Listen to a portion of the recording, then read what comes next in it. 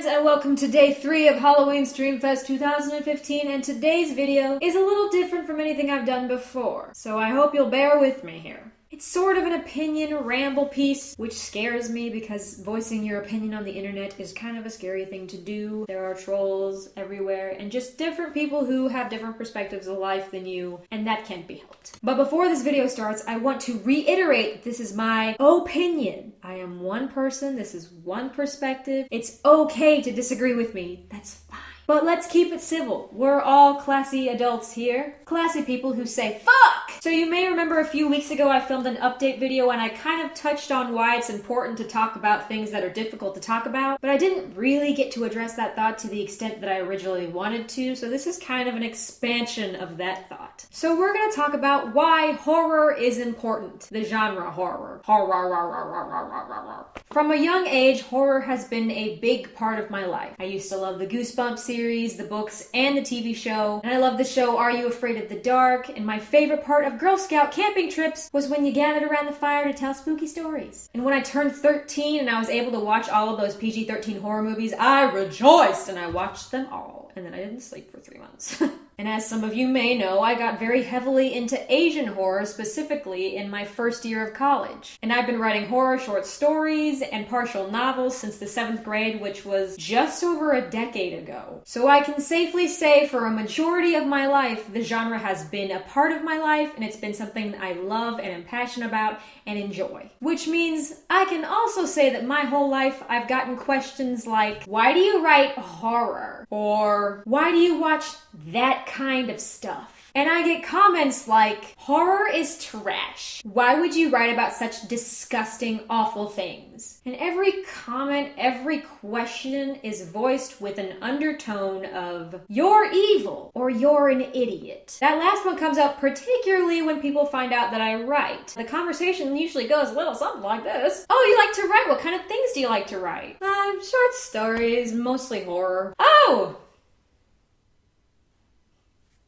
That's nice. And it's as if immediately, because I say horror is my chosen genre, I'm either A, a terrible human being, B, something's wrong with me, or C, I'm not to be taken seriously as a writer or as a person. Why is this a thing? Why is it people who create or consume horror content are suddenly evil, second-rate, our opinion doesn't matter when it comes to good movies, good art, good books? Why is that a thing? Now don't get me wrong, I have people in my life that totally don't care that I watch anything horror. But I do run into a lot of people who give me the look or make me feel like my opinion doesn't matter just because I like horror. People expect this community to be like kind of like a Charles Manson sort of cult thing, and we all drink blood and worship all things evil. And I assure you that is not the case. In fact, most of the people I've encountered in horror community type settings, whether it be on the internet or in real life, have been some of the most generous, positive, and upbeat and sweet people I've ever met in my entire life. And don't get me wrong, every community has its assholes, but I just don't see a lot of that in this particular group. So why the reputation? Why the dirty looks? Why the judgment? People. But I think if a majority of it comes from the fact that when people think of horror and anyone who likes horror, they think we're getting some sort of sick, twisted glee out of watching other people go through terrible things. And yes, there are people out there who get a sick, twisted kick out of watching other people be tortured or tormented, and I'm not talking about those people. I don't consider those people a part of the horror community. Because honestly, if you get genuine glee and enjoyment from watching someone else's pain, genuine happiness from watching someone else be tormented, you need help. So I'm not talking about those people. I'm talking about those of us out there who have interacted with the horror community in some way and have gotten something positive out of it. Whether that be simply it saved our lives, or we just like watching horror. Do I think some horror exists just for the sake of exploiting and being violent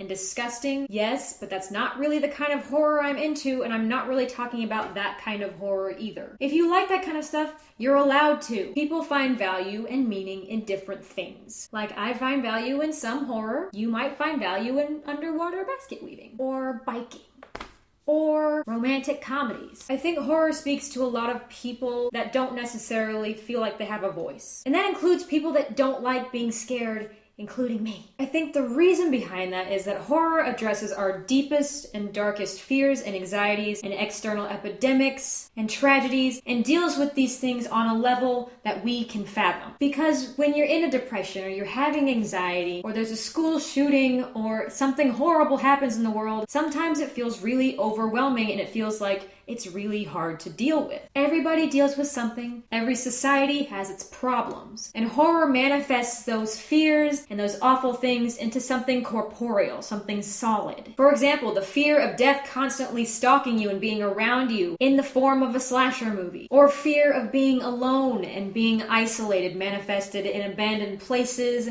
and empty settings. Fear of the unknown, manifested in darkness. Fear of your past mistakes haunting your future and a life unfulfilled in the form of a ghost. And those are just a few examples. And whether or not when the movie ends your favorite character lived or died, or if anyone lived, you feel this sense of relief when the credits roll up. The darkness is over. And you feel that weight lifted off you. And in the end, just watching the movie, just finishing it, sort of feels like you're overcoming something that truly scares you, something that you felt like it was impossible to get past before. And who doesn't like to feel like we're learning how to conquer our biggest fears and anxieties? If seeing your fears manifested helps you get past them or helps you deal with them, great. If addressing a large-scale tragedy or a large-scale problem raises awareness for a social issue, great. And horror can do that. Fear is a core human emotion. It's one of the oldest we have. And experiencing it in a safe environment reassures us that we're human and that it's okay to be scared sometimes. And that we can overcome our personal struggles and tragedies. The darkness ends. These are just some of the reasons why horror matters and why I'm tired of it being dismissed. People deal with their darkness in different ways, and the fact that I cope through horror sometimes shouldn't mean that my opinion matters less, that I'm less of a person, or that I'm beneath you, or that my writing or my work is beneath you. And all of this is coming from someone who struggles daily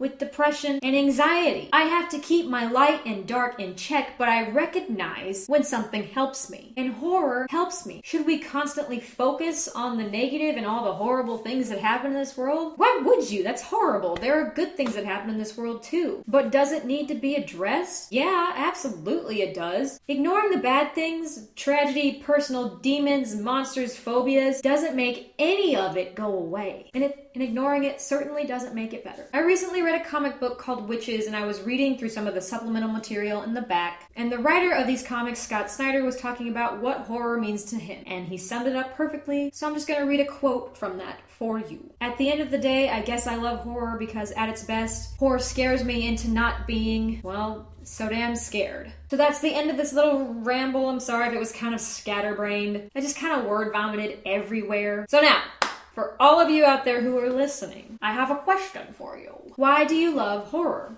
Or if you don't, why not? And again, if you don't, that's okay. We ain't hating here. Let me know in the comments down below, and hopefully we can have a civil and awesome discussion. If you do like horror and you would like to see more creepy and strange content from me, go ahead and hit that subscribe button down below and hit the thumbs up button if you like this video. It helps me out a lot. We are currently on day 3 of 7 of Halloween Streamfest 2015, and I can't wait for you to stay tuned for tomorrow because I've got something real spooky in store for you. Thank you all for watching to the end of the video. If you made it this far, it means the world to me. I hope you enjoyed it, and I will see you guys tomorrow in the next video. Goodbye. And I am Team Pumpkin because have you seen a face carved into a fucking turnip? It's terrifying. Nobody wants to see that.